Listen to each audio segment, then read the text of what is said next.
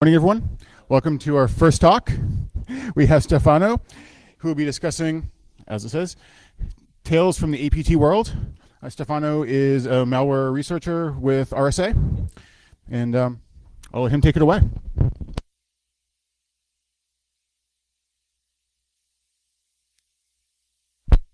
Okay, you hear me, right?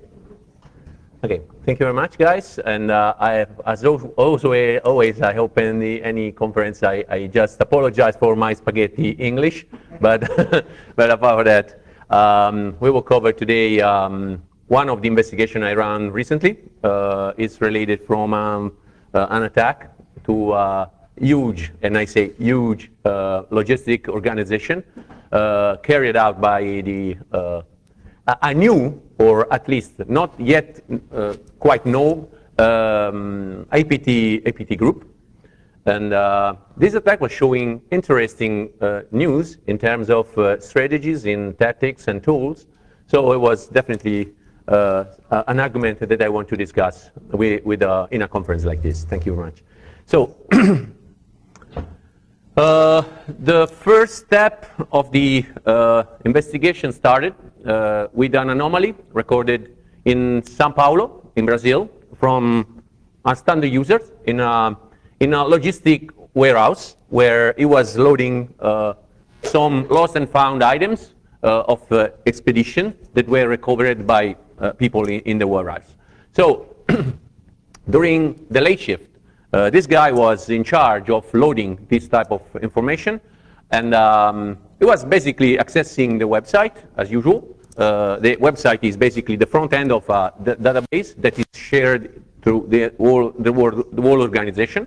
The organization is present in about 100 different countries, so it's really huge. But when he was attempting to load info into the website, it was having problem because every time he went into sending something from the UI, it was coming with errors, with strange errors about SQL database. So he decided simply to send an email to his boss saying, "This is a technical problem. I definitely can't finish this. So I will probably shift this activity to the next colleague." The following one was having the same problem, and at one point, the boss, the following day, will escalate the problem internally to the help desk. The escalation took 2 days to pick up, and because it was not really a critical system. But the help desk found, accessing the system, that it obviously was the internal help desk. The backend logs, SQL logs, were disabled. That is not normal, because the standard is to keep the 30 days of logs available for any database in this organization. And through the analysis, they discovered that a number of logins from a service account that it was not related to this system, but pertaining to a different web server in the same data center, were recorded into this. So the anomaly was escalated at this point to the SOC people, and with the initial triage they ran, in the initial analysis they ran, they discovered that there were a number of strange artifacts into the web server from where the SQL database was accessed. So the initial analysis confirmed the suspect compromise, and they will start to collect some items from this situation. But in the end, the people there was not able to correlate events and items they discovered because they were evenly packed. So they decided to escalate the problem to our IR team that was already having a contract with them for the escalation of the second and third tier. So we pick up the call and we pick up the analysis on October 23. And we definitely started with the items that they were showing us, and they have collected before us. So we were having a DMZ machine from where some of the traffic was generated, strange traffic, the São Paulo workstation, and the SQL server. So the DMZ machine was the center of all the initial speculation, because it was the web server and was having a number of different items, interesting items. We started from this point, and we asked the customer basically to give us visibility of systems in the Brazilian data centers using our tool. I'm not just telling you guys, I'm not ads, I'm not a sales guy. So this is not because it's RSA. It will be okay if there is any other type of tool. I mean, last week I went into Detroit to present a triage make through ClamIV. So this is just to let you know about that. But anyway, we were looking for system visibility. We were already having instead network visibility because the solution of RSA was already deployed into this environment. So we extended the full packet collection on other areas of the network not normally touched by this. And we deployed host forensic tool in about 21,000 hosts in a few days. Obviously, we collect artifact recovered, but initial attribution was not possible for a number of reasons I will discuss with you guys.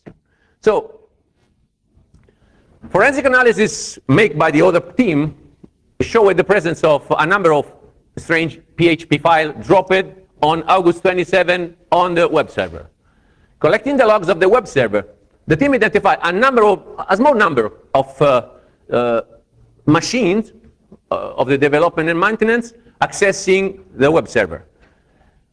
Forensic analysis on this machine granted the identification of another compromised workstation, and the creation modification date of the suspicious file showed that this workstation was infected later than the web server. Analysis on the other DMZ servers on the same block confirmed the compromise, the lateral access of the SQL database, and the compromise was in September 13, 2017. So, these are a number of items that we collected immediately after we have been engaged by the customer. We were just looking to extend the analysis, collecting all the items that were around this segment of time already presented by the customer. And thanks to that, we have been able to collect these items over there. Vast majority is a Mimikatz variants, a number of Mimikatz files, but also a network scanner developed in Go that was really peculiar. There are a number today of Go developed malware, but this one was not yet known by anybody. Compared to our knowledge base, it was not firing any correlation. And an NBT scanner that was in fact a common open source tool, but recompiled for a proper capability to sneak through antivirus. And the last one was a Windows credential editor. Still an open source project, very easy to collect from internet. Okay, we start to focus on the web server. And between the PHP content, we discovered this straight from the collection. There is nothing related to the system. It was just a downloader. This one is a downloader. If you execute this page, you basically can tell through the page to the web server to go collect and download on it a file, simply. And it was used by the attacker to collect his arsenal and to move this arsenal of tools into the system. Luckily for us, we've been able, through the network packet decoder of NetWitness, to collect the initial SQL injection of that day, the 27th of August, where the attacker started the infection. Basically, he checked for to upload a file, a c.txt, in a folder of the web server through a SQL injection that you can notice highlighted by red. And it was successful in doing this. However, because the web server was indexing the content with dynamic content in different pages, after that, he started to look to the page that it has uploaded, the c.txt, and so he started to spend some time. It would take about 5 minutes, but still, he spent some time to go search for this c.txt, and once he found it, he knew that the SQL injection was okay, was working. So from that moment on, he started to upload his real stuff. C.txt was a simple decoy. It was written 1, 2, 3, 4. That's simple as that. And the following one was the China Chopper. China Chopper is really known. Everybody in the IR field, probably, with a minimum experience of APT, has already faced the China Chopper. So I don't want to spend much time on this. China Chopper is, however, very powerful. It's common. You can download it. You can collect it. You can even just for the client side, for the client side, you can just collect the script that is available in a number of different websites and just drop this in a file and execute it. So, and load it. So, from the perspective of China Chopper, there is not much to say, apart that the following step in the infection was to drop the web shell and to start running it in the system. Unfortunately, because this traffic was into the whole container of the HTTP traffic that was not tagged by our technology as potential malicious at the beginning, we were not able to continue collect the other items after the web shell dropped. So the other will be wasted, because normally our technology have a retention about 1 or 2 weeks. So this was more than a month. However, between the file immediately dropped with the downloader I mentioned before into the web shell powered website, there was this ss.exe that is a backdoor. And this file was found into the web server, but was not active. There was no tracking data of this, but immediately moved into the workstation. Immediately, well, takes some time, but he moved it to the workstation, and in the workstation, he started to use it. At the beginning, this file was packed, and it was potentially not needed malware analysis. Normally, we tend to use malware analysis, especially for heavily packed executable, only once we have the time. At the beginning of the engagement, we were running out of time. I mean, we were considering all the chances of the compromise. We were more interested in identifying other occurrences. So the first thing we went to do is, yes, analyzing it dynamically, but not spend much time into reverse for a moment, just because we need just to understand how it works. So it works in a way that is similar to Netcat, more or less, but it has some very interesting feature. Okay, if you run it through the H flag, it shows you all the potential options, okay? And if you put it in listening with the L flag, it's basically a simple server. I mean, it's a simple vector. But if you try to connect to this vector and send parameters, it doesn't work. It means that if you run this file as a simple vector, it doesn't work as you expect, like in Netcat or other type of vectors like that. So it requires additional elements. I don't want to waste time with this. We will discuss a little bit later. But instead, if you put it in reverse, as a reverse shell, immediately it works. So once we discover that, and you can notice in our lab, this is obviously in our lab, we identify this, and we start to dig into the occurrences of this into the packets, okay? Looking for other commonalities of this behavior in other systems. The first thing that jumped to our eyes immediately after unpacking the malware was that it was coded in Go. Okay, Go is not a new for the malware. The first real powerful Go-powered, Go-developed malware was the Mirai botnet a few years ago. But however, it's something a little bit new in the field of malware to have the development in Go running. But these days, I notice a number of these occurrences. From the perspective of the malware developer, there are some valid reasons to code in Go. First of all, it's difficult to decompile.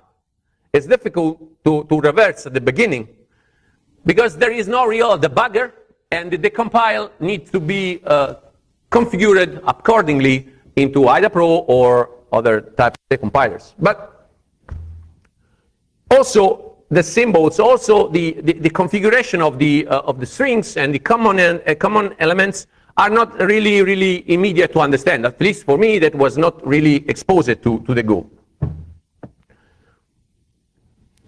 Second tool is the NBT scanner. This one is obvious. I mean, it's basically like Nmap with a chance to, it's very small compared to Netcat, to Nmap, sorry.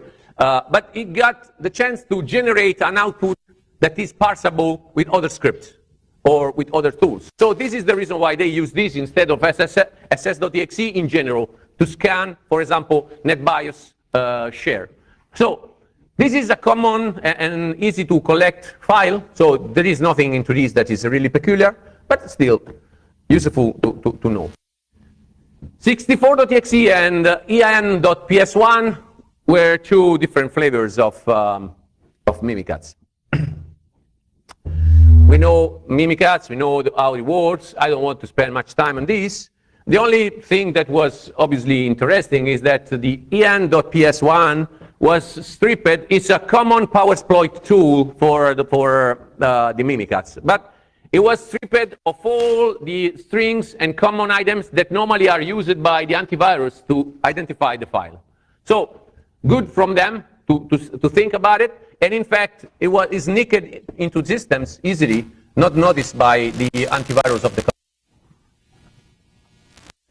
However, up to this point, nothing new. I mean, okay, scanners, Mimikatz, but difficult to attribute this to anybody, because not only APT group, but even the common cyber criminals know about these tools and know how to manage this. So we were looking to something, bigger, something more interesting, something more capable of attribution and classification to understand better where they were looking for. In our, I speak as a team, in our previous experience with APT world, we normally know more or less what is the goal of the attacker based on the type of field the victim is working on, okay? But this is logistics, guys.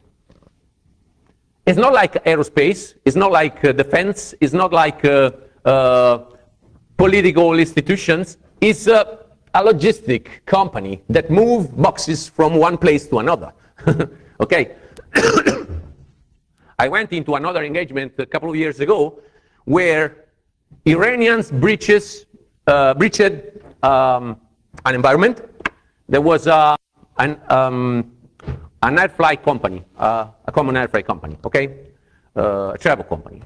They jumped there just to access databases where the passports are recorded, because they were attempting to infiltrate people, showing record different than the one showed at the airport to the guys on the desk, okay?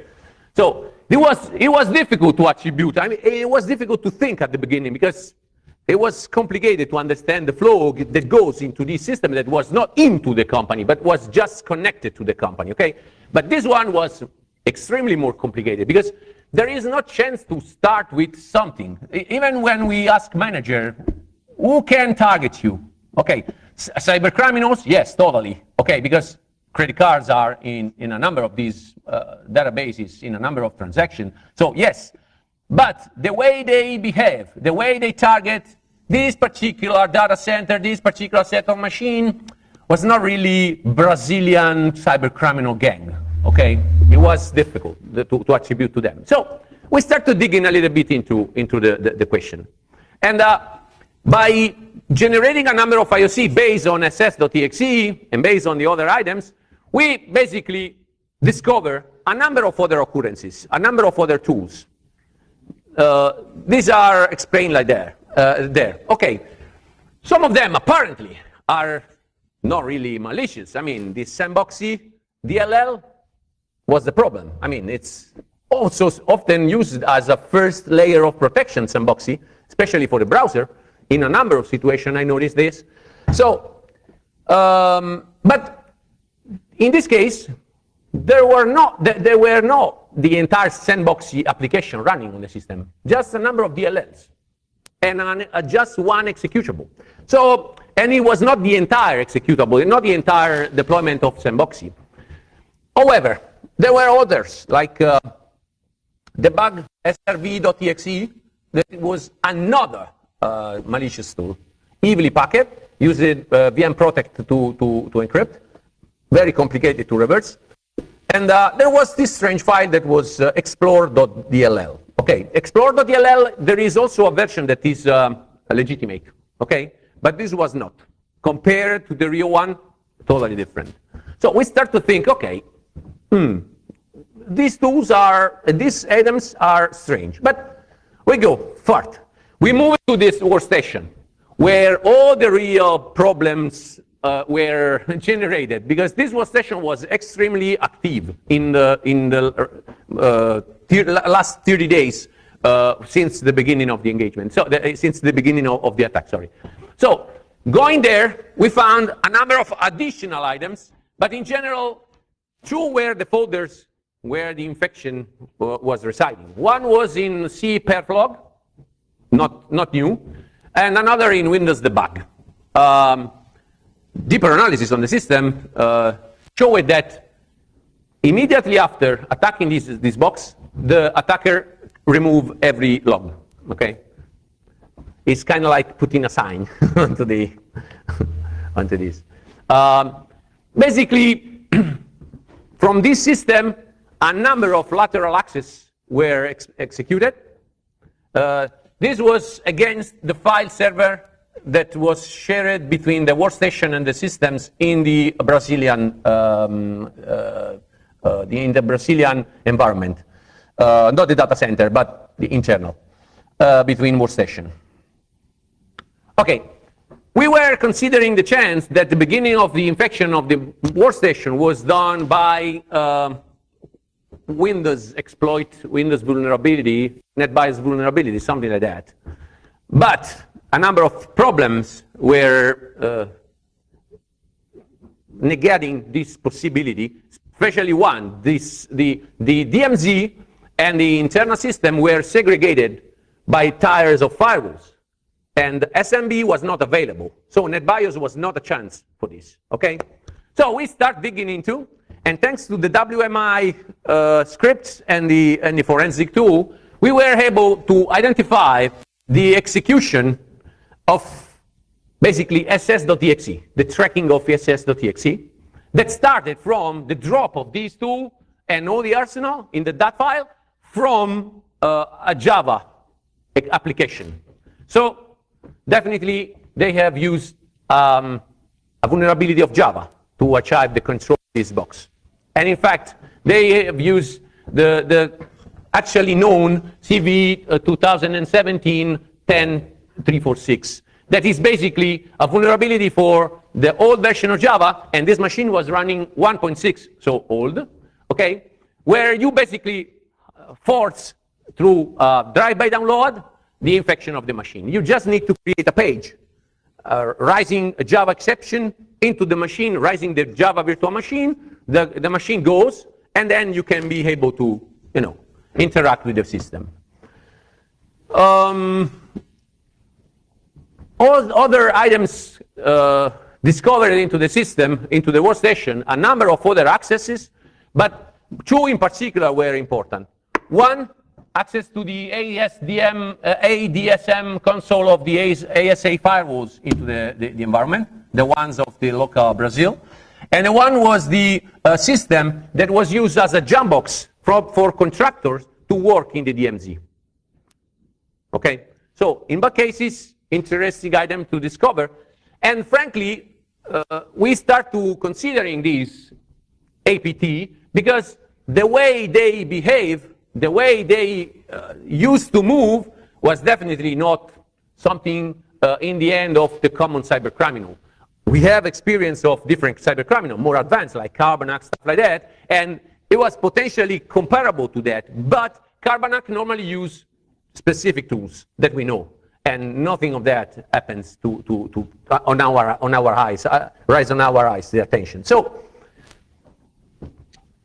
once we notice the scan, once we notice the remote access, we also notice that vast majority of the system accessed, laterally accessed, once interesting for a reason, were also infected. But all the system were having updated antivirus, a number of other tools in place.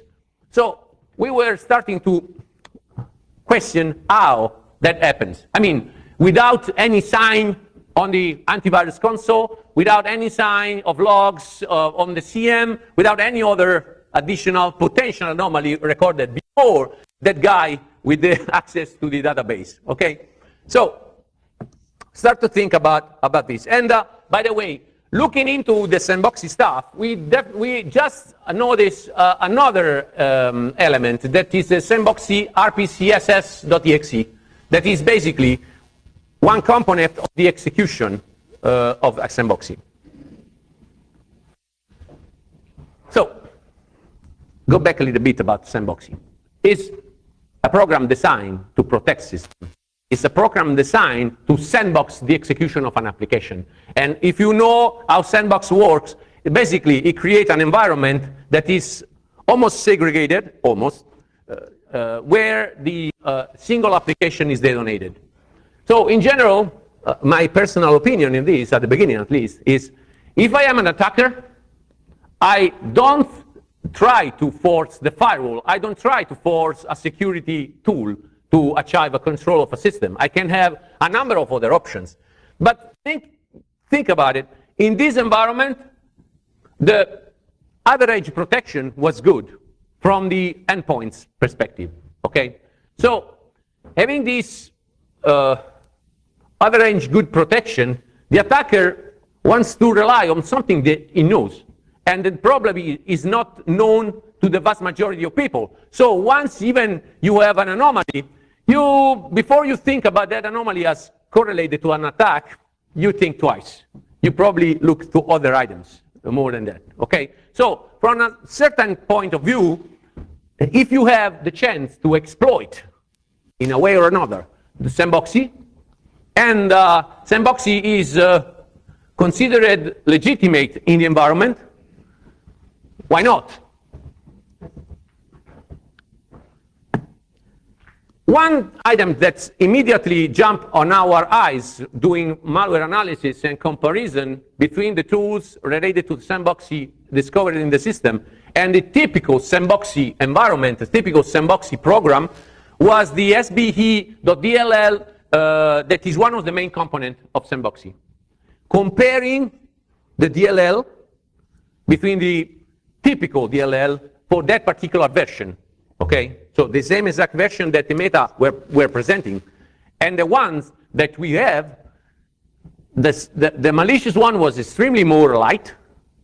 It was including a number of typical APIs and instructions that are in the main API, in the main DLL, but it was having a couple of different components that were not into the typical sandboxy DLL. We start to think about that. And by the way, on the 6th of August of that year, 2017, on internet, a CVE related to sandboxy was published, related to a vulnerability into the sandboxy installer. So things were aligning a little bit. The attacker executed the attack on 27th of August, 20 days, almost 20 days later, okay?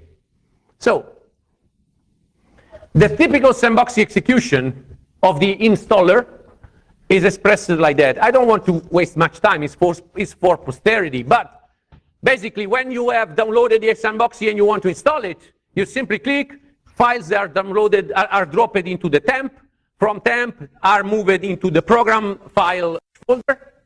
Then from that, a number of these items are executed in order to finalize the setup of the system and then start.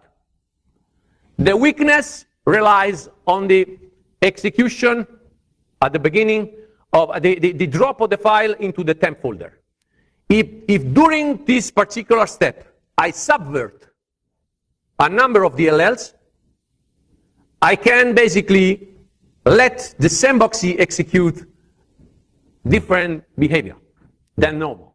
The sandboxy will be installed apparently normal, but in fact, once I execute, launching the sandboxy executable, if I linked into the sandboxy DLL, the sbe.dll, additional, I don't know, commands, additional code, that code will be executed.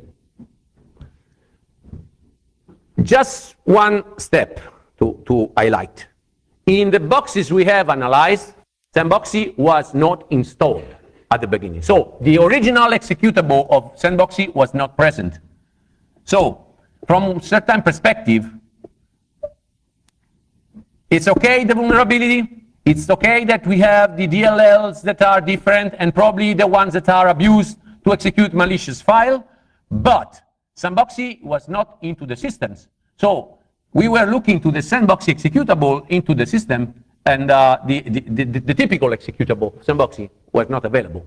So the next step of the attacker tactic was to create the condition exploiting this particular part, as I told you, the temp file, subverting that, strip sandboxy temp file of all the items that are not needed, and create a small package that executed through console, load the sandboxy process that is signed, that is allowed into the environment, but immediately after execute malicious code. That's the passage that the attackers have make into his. Looking into the code of the sandboxy sdbi.dll, we notice that explore.dll, that was malicious, that we have already identified, was raised as and hooked into the sbe.dll dynamic library during the execution. Also, another function was called, but in case where it's not available, not executed, that is called myload.dll. We investigated a little bit about myload.dll because we weren't having any chance to find. There was not available in any of the infected system.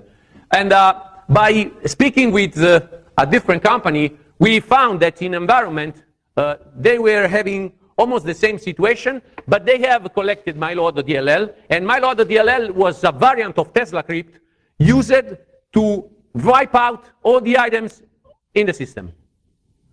So if you drop myload.dll and you execute against sandboxy, immediately that particular DLL will cancel securely, so with double passage, all the files in the system that are pertaining to the infection. That's the goal. So they have the explore.dll that is basically the first stage of the infection after the sandboxy. And if you drop myload in the same folder, is the explorer executed, but again, myload is executed as well, and basically wipe out the entire folder. So leaving no trace, okay? Okay, I told you, this is how they make possible the host escape. Obviously, we need to consider one aspect. The sandboxy process executed by this attack is not completed. So it's not really a complete sandbox available. So this is also the reason why they use this as a trampoline to infect. Because basically they have incapacitated sandboxy to really block occurrences like a normal security tool does. They just use it because creating the process of sandboxy that is signed, they can bypass a number of items. And because for the way sandboxy works, the resources in memory are declared on the environment and are static, they can achieve a control that is better than standard because the address space layout randomization is not working, the one that is provided by the operating system. So they can basically leverage on this to have the chance to run their malware. In the end, if you drop this set of tools, this set of files with explore.dll, and you rename the function of the explore.dll that loads the second stage, you basically can execute a different malware, potentially. The malware that they have executed is debug.srv.exe. This is evilly packed, as I told you, I have anticipated. It's a backdoor able to have keylogging, info stealing capability, a number of capabilities. But in the end, it's a Trojan. Unfortunately, we haven't found any correspondence between this malware and other items we have in our knowledge base. This probably don't mean anything, but we have a relatively huge database of files and malware. So we normally, once we proceed in creating IOCs or in creating components to investigate our database, if there are even just correspondences of segment of code, they normally jump up, even if false positive. But in this case, absolutely nothing, absolutely nothing. This is also the reason why, not only having problem in classification, we would consider this a different APT, group. And we echo some of the conclusion that Trend Micro and Kaspersky have reached about a new APT group that is basically not really interested in geopolitical stuff, but more into cyber criminal sponsored activities that is called Chasing Other. And there was having basically the same type of mechanism of subverting the system using different application, not this sandboxy, but really similar to this. So we have, for this, just concluded that potentially we are facing the same attacker. Absolutely not sure about this, and consider this obviously just a speculation, a pure speculation. But still, Chasing Other in the reports of Kaspersky and Trend Micro show the similar capability. Mainly focused on Windows, mainly focused on, leveraging on Windows application vulnerability, DLL hijacking to overcome the standard protection of the systems in order to run their tool. Tools that are almost heavily packed, heavily encrypted. They normally change easily and quickly their C2s. They use algorithm, domain generation algorithm for, having the chance to skip the typical network IOCs. Okay, this is for posterity, just a small number of Yara rules we have developed. I just want to spend 1 second with this. We normally don't create Yara in a way that is fire and forget. So we normally tend to create Yara that stays in our knowledge base in order for us to help in the attribution also. So these Yara are atomics, but we are developing different ones based on a number of samples collected from different companies with different malware researchers in order to realize a Yara that is not only able to catch malware where it is, but also to correlate by firing different samples in different parts of the world. Excuse me.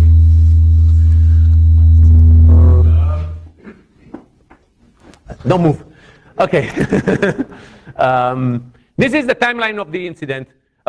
We have just put into this timeline the most important elements we have identified, because there are a huge number of systems you can see in the following slide. We were having about 273 systems analyzed, and about them 266 were touched or infected. But we have just briefly identified some items into this timeline that are important to consider. So the first part, just make the same path that I have described. Another item that was interesting was that at one point, the attacker, identifying the ADSM, the console of Cisco ASA, identified the Radius server behind the VPNs. So he immediately spent all his effort to reach this Radius server that was an Active Directory system. a Microsoft system. And so by leveraging on the password they have stolen earlier, they have been able to create custom users with a number of different profiles in this ID. And from that point on, they stop using their backdoors. They just access through VPNs. And they have attempted to move laterally, not just in the Brazilian or in South America. They try to move into US and EMEA data centers, looking for real things, looking for data. And just in this moment, from that moment on, we understand a little bit better what they have in mind. Because they totally skip any interest in financial data. They were able to collect credit cards at one point. They don't care. They simply don't download this type of information. They started to focus on a number of shipping contracts, specialized shipping contracts dedicated to Africa, where a number of these contracts were related to UN organizations. I don't want to go further in this because obviously means discussing something that is still under non-disclosure agreement, still under investigation, but just let you know that they were looking to understand how the UN is moving gear into conflict area in Africa, especially in Central Africa, where on the other hand, China is really interested in buying land. That's all.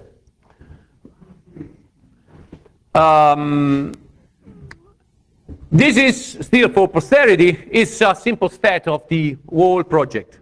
So we started on late October. At the time, a number of systems were already compromised. We have basically concluded the investigation, the triage, in about 30 days. At one point, going back to the timeline, on the US part, we have identified the exfil about this project I told you about. So we have corrupted the archives as normally is intended to do to avoid further breaches. But on the other hand, they insist and insist and insist, and we kept them working up to the moment when we were able to scope the entire infection and remove them. Okay? They have attempted few weeks later to come back using almost the same tactic in a different data center, but it was already under our eyes, so it was easy to diffuse. Okay, I have anticipated this. The remediation was basically running host forensic analysis, triage, and distributing IOCs, atomic IOCs, on the entire environment. Looking for infections, looking for the presence of any malicious activity. We haven't really studied much the logs apart for the machines already touched, because we know they probably have even laterally moved to other systems, but it was difficult for us to scope the logs. Often these logs were just not enough to allowing us to dig into because the logs were rolled out. So we have mainly focused on items like the files, like the network behavior to realize the triage. One lesson that we learned from this, if it was needed, but definitely was okay, is just not to think in a way that is a standard, because the attacker normally think to how to diffuse the standard way of thinking. So that's the thing. Thank you very much, guys, for that. If you have any question, I'm available. Time's okay? Yeah, of course. Okay. Do you have any question, guys? Please. With the level of sophistication here, and without saying a whole lot, would you believe that this was a state actor? Okay, good question, and I would just say probably not. I mean, probably they are a very skilled set of individuals, okay? Probably coming from the cybercriminal world, but not the one that is in hacking forums, standard hacking forums, stuff like that, but really, really good. And the way they diffuse the protections and the capability that they've showed in terms of development definitely put them in a higher set and small set of very dangerous group. But definitely it's sponsored in a way that they, at that time, were working for somebody. Okay. I don't know if they are cyber mercs or not. In other investigation that I anticipated by Trend Micro and the Kaspersky, they have stumbled in these guys in two other companies, private companies, and they were not looking into copyrighted material, but more into how the money moves, but not stealing credit cards. That's the point. More financial data, something that you can use to blackmail people, stuff like that. So they were, if confirmed they were the same, they were looking into items that normally are used by the politics still. Okay. In this case, this is just the beginning, because after that I was engaged by the UN organization, and we discovered part of these guys in the environment as well. So this is something really, really big in a way that is developing at the moment. One question, one element that is interesting, however, is this one. One second. Oh, sorry. Okay, it's my right hand. Okay, so here somewhere, sorry, there are some references to Chinese language from the browser. So that browser was Taiwanese or Chinese or Chinese language powered. So, something that let us think. But in the Kaspersky case, the language was not Chinese. So we're still in doubt, not confirmed. Okay? Other questions? Please. So with the initial SQL injection, was it related to any known CVE or known framework, or was it seemingly custom? No, it's not custom. It's, well, the C.exe was obviously created by on the fly, okay? But this was a standard SQL injection against Windows powered Apache server. Very vulnerable, because it was version, if I remember correctly, but it's showed somewhere. It was 2.4 or something like that. So it was vulnerable, that's for sure. And in fact, this was one of the weakest links in the entire organization. Unfortunately, we're not aware of this version. They haven't analyzed this in the previous penetration testing and vulnerability assessment that they have run. So unfortunately, this is the occasion. Other questions?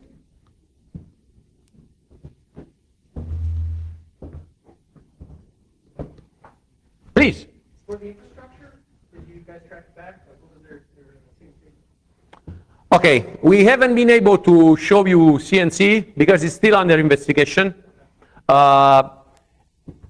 points, however. One of the C2 was in a very peculiar Chinese provider that is not really common. I mean, this provider owns just 6 or 7 segments of C class, so very small, okay? And it's a virtual private host, okay? The other one instead was in a French environment, a known huge provider of VPS services.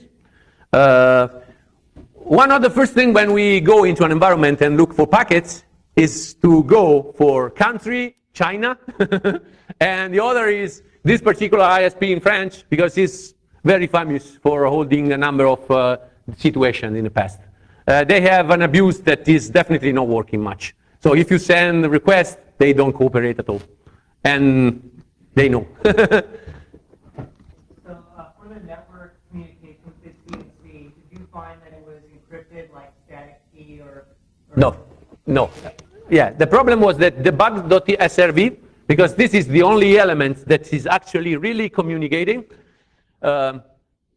It's funny because it basically has a cycle that runs and then can be modified on the fly with a command. So it runs for after 30 seconds, it starts beaconing, okay, for a minute or two.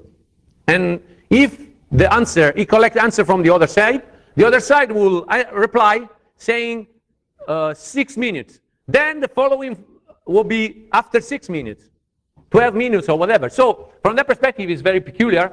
Unfortunately, I haven't been able to show you guys this because still, as I told you, it's still under investigation. The communication were in SSL, unfortunately. So it was a little bit complicated to solve, and we are still working on that. But definitely, there are some commonalities in the beaconing way. So there are a number of content we have developed for our technology that is able to pick up the presence of the beacon. Following the beacon, when the commands are sent, still investigating on this. Not really easy to achieve the control upon this set of communication stuff. Please. It sounds like if they had implemented whitelisting, that would have pretty well shut this attack down. Well, related to the sandboxy stuff, they use sandboxy, so they can't blacklist sandboxy in their environment. And unfortunately, if you blacklist the application running in sandboxy, you don't achieve a real block because basically sandboxy present the process sandboxy for executing the malware. So from that perspective, it's not really a way to block the infection. Whitelisting, we normally don't consider that really a solution for a number of reasons that you can understand. Okay?